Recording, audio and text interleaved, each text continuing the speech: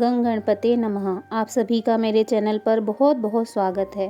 आइए सुनते हैं गणेश जी की जन्म की कथा। हिंदू पौराणिक ग्रंथों के अनुसार भगवान गणेश जी के जन्म से जुड़ी कई कहानियाँ प्रचलित हैं।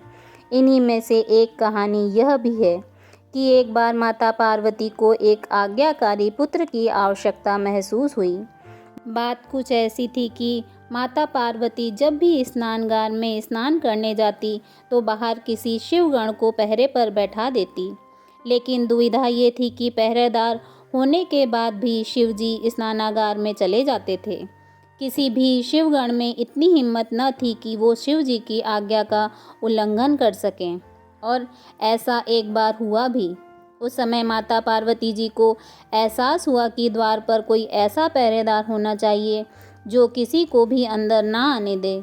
बस इसी विचार से माता पार्वती ने अपने शरीर के उपटन से एक बालक का पुतला बनाया और उसमें प्राण डाल दिए।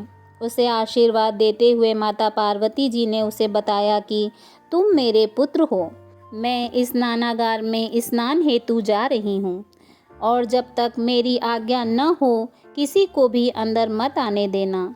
इतना कहकर माता पार्वती जी ने उसे एक छड़ी दी और द्वार पर नियुक्त कर स्नानागार में चली गईं।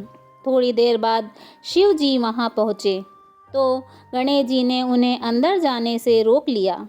भगवान शिव जी ने गणेश जी को बहुत समझाया कि उन्हें अंदर जाने दें, लेकिन गणेश जी ने माँ की आज्ञा का पालन करते हुए भगवान शिव जी को अंदर न जाने दिया।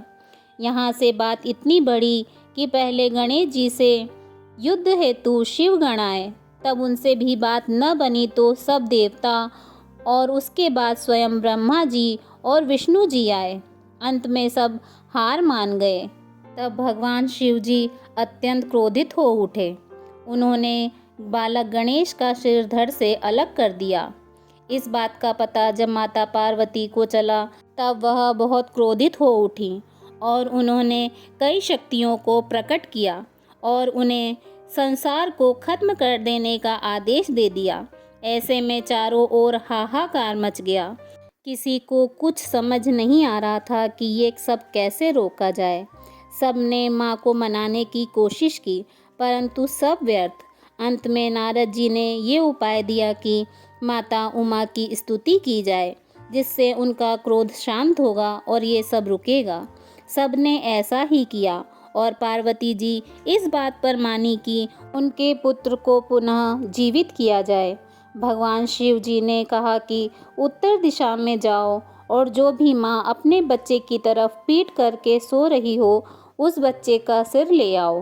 देवतागण और विष्णु जी को काफ़ी देर बाद तक ऐसा कोई नहीं मिला। अंततः एक हथनी नजर आई जो अपने शिशु की ओर पीठ कर कर सो रही थी। अतः विष्णु जी उस शिशु हाथी का सिर काट कर ले आए।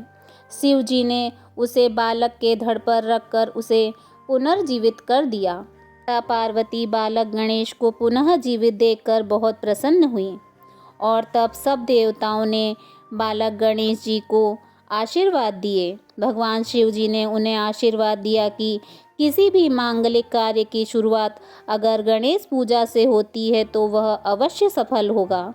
उन्होंने गणेश जी को अपने समस्त गणों का अध्यक्ष घोषित करते हुए आशीर्वाद दिया कि विघ्न नाश करने में गणेश का नाम सर्वोपरि होगा। इसलिए भगवान गणेश जी को विघ्नहर्ता भी कहा जाता है। बोलिए विघ्नहर्ता श्री गणेश भगवान जी की जय।